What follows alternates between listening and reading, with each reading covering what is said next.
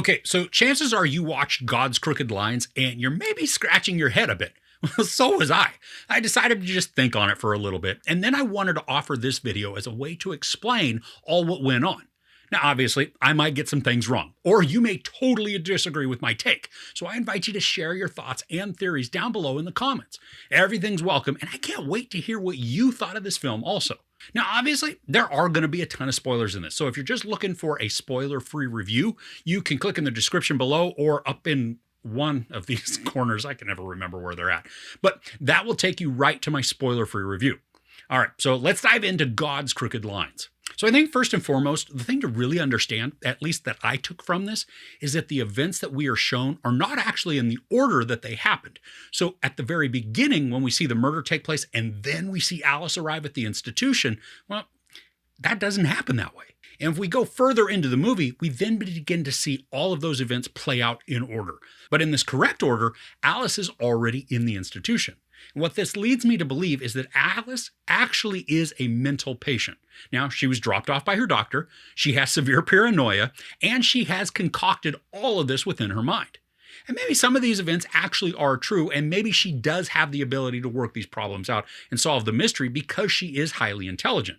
Now, we're told right from the beginning when we meet Alice, when the doctor is reading that letter, that she is a compulsive liar, that she will lie about anything and everything. And then, when confronted on that, she will then spin it around to convince you that the lie was a lie. And so now she's really telling the truth. That's clear as mud, right? Well, she is highly intelligent, and her brain allows her to do this and then make it convincing. And we do get to see how convincing she can be because some of the doctors actually follow through on her accounts. Now, the thing that had me scratching my head a little bit is what happened to Alice's husband. Now, obviously, he's not there because when we watch things play out in the actual chronological order that they're supposed to, we see Alice has been in the mental institution for a couple of months, and she has now convinced two of the doctors that she really was locked in here and was kidnapped legally, placed in the institution by her husband. When the police go into her bank account, they find that it's cleared out, and that would point to her telling the truth. And then when the doctor goes to her house, it's empty, or at least it's all packed up with no sign of the husband there at all. And this can also confirm that she's telling the truth. But of course, we're also told that she tried to poison her husband. So did she succeed and Mary just bury him someplace? I mean, we don't know that. Now, the possibility also exists that her husband, after committing her to the institution because she tried to poison him, he actually did clear out the bank account and then left the country, or at least left the house so he can't be found. I mean, these are both plausible ideas, but that still doesn't mean that Alice is not the culprit in trying to poison her husband. So I think that the true answer to this story is that everything we've seen is somewhat true. Alice is a mental patient and she is highly paranoid. But she is also very, very intelligent, so her mind allows her to work out the clues that she's been observing within the institution.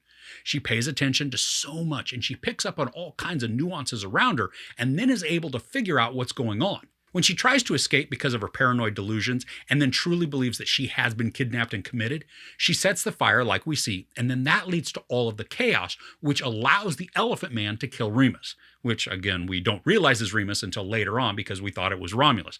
And then because she has been observant through the entire thing, she's able to piece it all together and tell what really happened. Now, some of the confusion and even doubt for me is whether or not Romulus and Remus are actually her children, and also that sister, which they said is not the sister, but they treat as a sister. Right? You following that? Well, Alice really could be the mom because when Romulus first sees her, he calls her mom. So maybe that is true. But I think the largest portion of this mystery hangs on whether or not Alice is actually a private investigator sent to solve the murder. Now, I believe she did solve the murder, but she was already inside, and then she put the events in motion that caused it all to happen. Her paranoia created this huge narrative within her mind, and because she's so charismatic and earnest, along with being highly intelligent and well-spoken, some of the doctors began to believe her delusions, which then only fed more into her created reality. We get confirmation of the facts by the police, who have nothing to gain in any of the scenarios, unlike the patients and or the doctors. And the facts that Alice recounts make sense and they can be proven, like the cuts on the Elephant Man's hands, showing that her observations are true, even if the world that she constructed around those observations aren't necessarily happening. Now, I really love how this uses an unreliable narrator to actually give us the truth, even though there are some lies or maybe fabrications that are built into the story. And this can be seen as a powerful commentary about discounting a person's worth and their contribution simply because they view the world in a different way or don't always have a full grasp of reality. I mean, it doesn't mean they're worthless and should be discounted or ignored. All right, so what did you think? Was my interpretation all a load of poop, or does it make some sense? I really want to hear your thoughts on the story and how you interpreted it all in the comments below. Discussions like these, they help to really appreciate a story more and then dive into the complexities and even gain new insights. So please just share away. If you enjoyed this, please give it a like. Also, don't forget to share and subscribe. I'm Chris. This is Movies and Munchies. Thanks for couching with me.